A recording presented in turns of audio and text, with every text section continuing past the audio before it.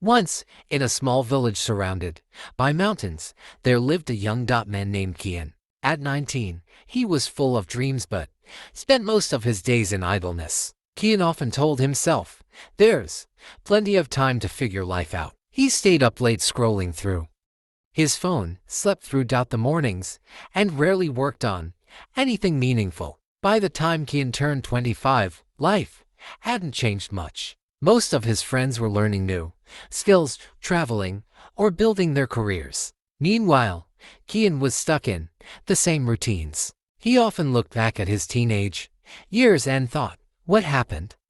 Why didn't I make better choices?" One day, Kian's uncle, a wise old man who had lived a fulfilling life, visited him. Seeing Kian's frustration, he handed him an ancient clock, saying, "This is the clock of time. It will show you something no other clock can." Kian placed the clock on his shelf and noticed it didn't have numbers, just a single golden hand that moved silently. That night, Kian had a vivid dream.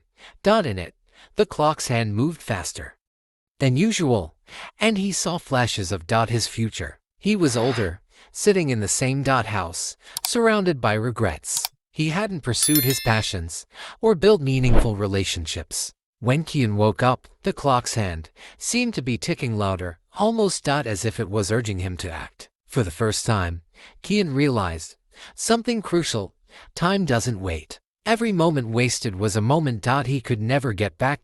From that day, Kian decided to change. He started small, waking up earlier, setting daily goals, and spending less time on distractions. He learned new skills, volunteered in his community, and began saving money to start his own business. Years later, Kian became a role model in his village. Teenagers often asked him, "How did you turn your life around?" The lesson spread throughout the village, inspiring many young people to take charge of their lives early. And so, the clock of time became a symbol of hope, a reminder that, while the past cannot be changed, the future is still in our hands. Thanks for watching. Subscribe my channel.